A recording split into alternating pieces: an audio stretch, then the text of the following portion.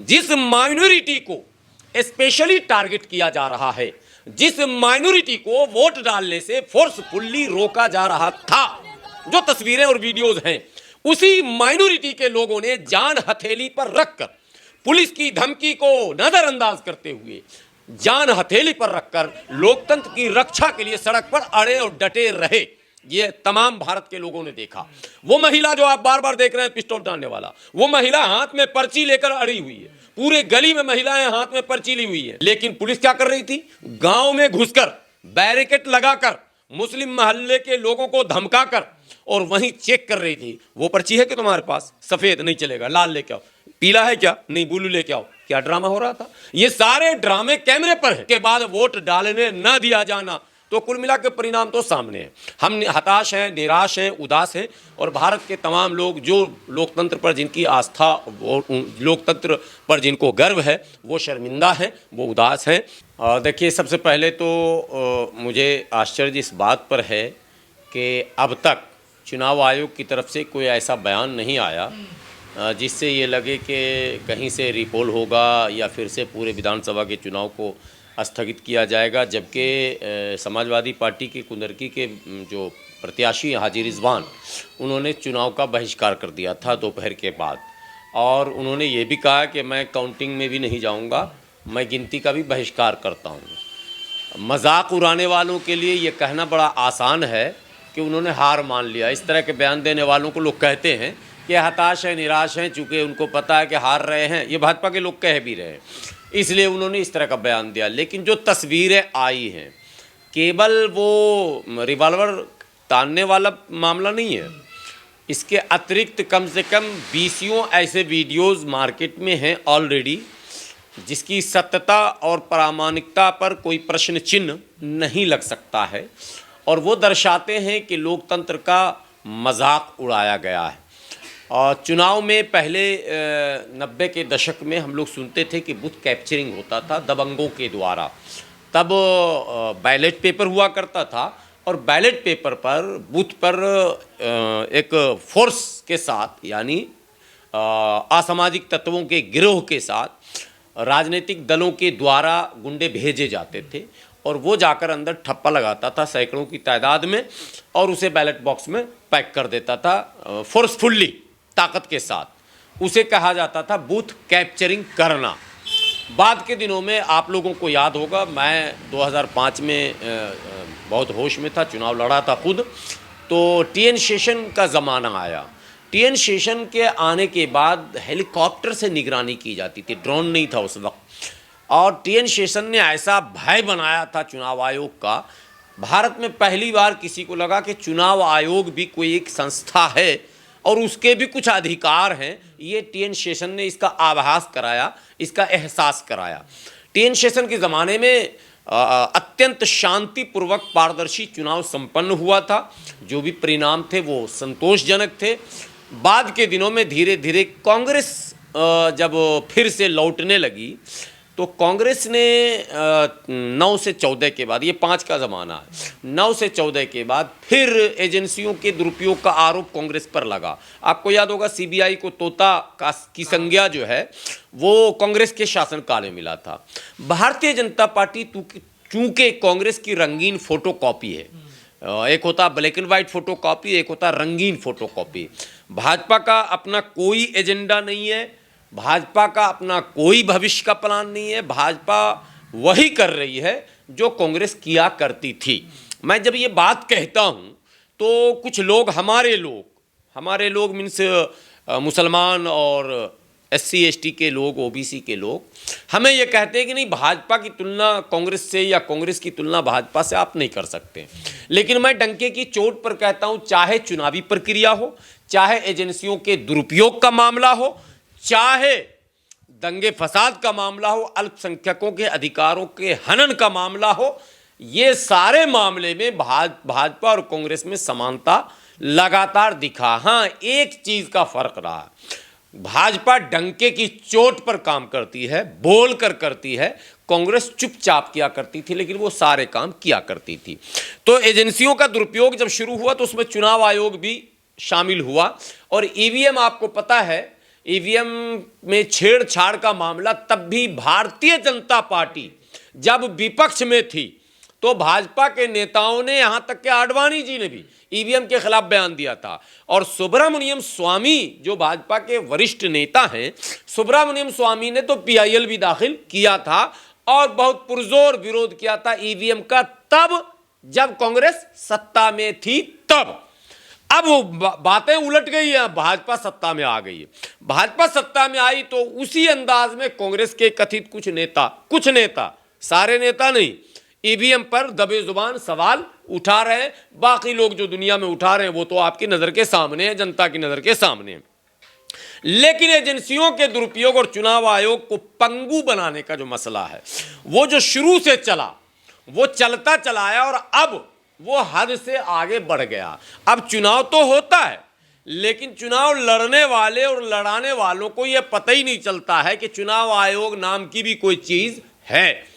ये इसलिए मैं कह रहा हूं कि चुनाव जब होता है, आदर्श आचार संहिता के लागू होते ही डीएम एसपी का पावर सीज हो जाता है, वो चुनाव आयोग के अधीन हो जाता है। चुनाव आयोग जो राज्य का चुनाव प्रमुख होता है, वो डीएम को कहाँ पोस्टेड किसको किया जाएगा, सरकार न ट्रांसफर कर सकती है न पोस्टिंग कर सकती है। अधिसूचना जारी होने के बाद न विकास की कोई योजनाओं का शिलान्यास कर सकती है, न उद्घाटन कर सकती है, न विकास के लिए कोई बहुत बड़ा ऐलान कर सकती है। ये प्रतिबंध होता है। लेकिन यहाँ क्या हुआ, चुनाव का ऐलान हो गया, उपचुनाव हो रहे हैं और सरकार अपना वो सारा एजेंडा जो ध्रुवीकरण का होता है उस पर लगातार काम करती रही। यहाँ तक के स्थानीय जिला अदालत से एक आदेश पारित करवाया जाता है संभल में। कुंदरकी वही है, आज बता दे रहा हूं। यह बहुत ही हास्यास्पद और गंभीर विषय है कि कुंदरकी विधानसभा के बराबर में संभल है। संभल की एक जामा मस्जिद में कथित तौर पर कुछ लोगों ने मंदिर होने का आरोप लगाया और स्थानीय जिला अदालत के आदेश से उसके सर्वे का ऑर्डर कर दिया गया और वो संवेदनशील बना दिया गया। वहां फोर्स तैनात कर दिए गए, मस्जिदों पर निगरानी शुरू हो गई और कमिश्नर जो जाते हैं वो क्या कहते हैं सर्वे के लिए, वो बहाल भी कर दिए गए और वो लोग एंट्री भी ले लिए। ये कोई छोटा मामला नहीं है लोकतंत्र के लिए। अब भारत में लोकतंत्र का रक्षक कौन है, कौन क्या कहेगा? अगर आप रवीश कुमार की सुनेंगे तो वो तो कल से रट रहे हैं कि समाजवादी पार्टी ना होती तो ये तस्वीरें भी ना आ पाती, समाजवादी पार्टी ना होती तो वो पुलिस जो निलंबित हुए वो ना होते, इत्यादि इत्यादि। लेकिन लोकतंत्र का प्रहरी कौन है, रक्षक कौन है और लोकतंत्र के कत्ल होने पर चुप कौन है, ये एक गंभीर विषय और सवाल बना हुआ है। जिस माइनॉरिटी को स्पेशली टारगेट किया जा रहा है, जिस माइनॉरिटी को वोट डालने से फोर्सफुल्ली रोका जा रहा था, जो तस्वीरें और वीडियोज हैं, उसी माइनॉरिटी के लोगों ने जान हथेली पर रखकर पुलिस की धमकी को नजरअंदाज करते हुए जान हथेली पर रखकर लोकतंत्र की रक्षा के लिए सड़क पर अड़े और डटे रहे। ये तमाम भारत के लोगों ने देखा। वो महिला जो आप बार बार देख रहे हैं पिस्टल टानने वाला, वो महिला हाथ में पर्ची लेकर अड़ी हुई है। पूरे गली में महिलाएं हाथ में पर्ची ली हुई है। पुलिस को जब यह आदेश था चुनाव आयोग का कि आईडी आप चेक नहीं करेंगे, पुलिस की तैनाती लॉ एंड ऑर्डर के लिए होती है, कानून व्यवस्था बनाए रखने की जिम्मेदारी होती है। चुनाव से संबंधित जो प्रक्रियाएं हैं उसमें पुलिस की कोई भूमिका नहीं होती है। ईवीएम की सुरक्षा का काम पुलिस का, ईवीएम क्या कहते हैं बूथ तक पहुंचे सुरक्षित और बूथ से स्ट्रांग रूम तक पहुंचे सुरक्षित, ये काम पुलिस का है। उसके लिए भी स्पेशली पुलिस को रखा जाता ऑन ड्यूटी। बूथ पर कोई अव्यवस्था न फैले, आपस में मारामारी ना हो, इसके लिए पुलिस होती है। लेकिन पुलिस क्या कर रही थी, गांव में घुसकर बैरिकेड लगाकर मुस्लिम मोहल्ले के लोगों को धमकाकर और वहीं चेक कर रही थी। वो पर्ची है कि तुम्हारे पास, सफेद नहीं चलेगा, लाल लेके आओ, पीला है क्या, नहीं ब्लू लेके आओ। क्या ड्रामा हो रहा था। ये सारे ड्रामे कैमरे पर हैं। चुनाव आयोग का कोई बयान नहीं है, न बयान है न ध्यान है। अब सपा प्रमुख का जो बयान है वो अपर्याप्त है।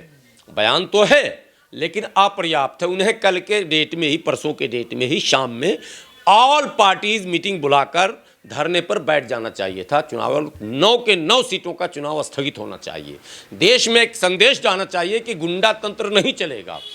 पावर और सत्ता के बल पर सत्ता का दुरुपयोग करके चुनाव जीतने की परंपरा यदि सुदृढ़ और मजबूत हो जाती है, स्थापित हो जाती है अगर ये परंपरा, तो आने वाले दिन और भी घातक होंगे। लोकतंत्र का महापर्व कहा जाता है चुनाव को।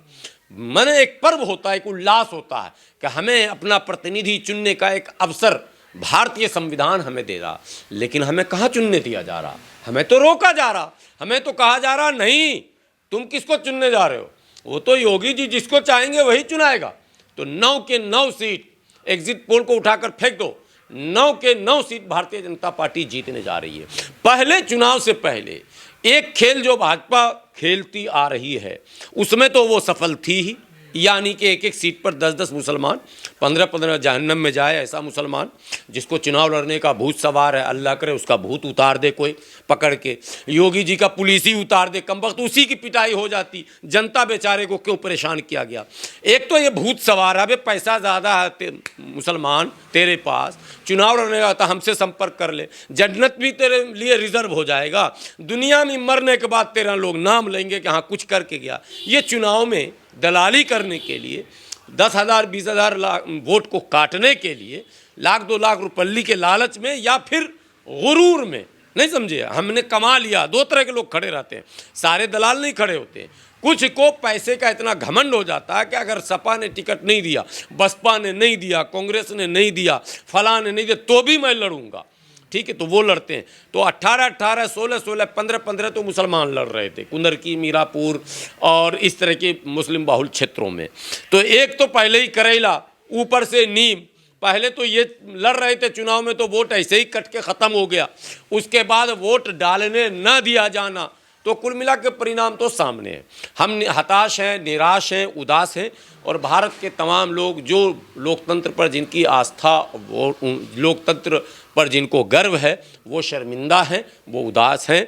मैं तमाम दल के नेताओं से अपील करता हूं कि इस परंपरा पर विराम लगाने के लिए अपनी उन तमाम ऊर्जाओं, ताकतों का इस्तेमाल करें। अन्यथा वो जो संविधान लहराने वाला ड्रामा कर रहे हैं राहुल गांधी जी, वो संविधान कहीं बक्से में बंद करें। उस बचने उचने वाला ऐसे ये परंपरा अगर स्थापित हो गई तो फिर फोर्सफुल्ली हर जगह चुनाव होगा, हर जगह दुरुपयोग होगा, हर जगह इनडायरेक्टली। एक तो ईवीएम डाउटफुल जो मसला, वो तो अपने आप एक अलग मुद्दा है, लेकिन अब ये जो मुद्दा है ये ज़्यादा उससे भी गंभीर है और सबसे गंभीर है। इसलिए इससे बचने के लिए सबको गोलबंद होने की आवश्यकता और सिविल सोसाइटीज़ को भी इस पर आवाज़ उठाने की ज़रूरत है।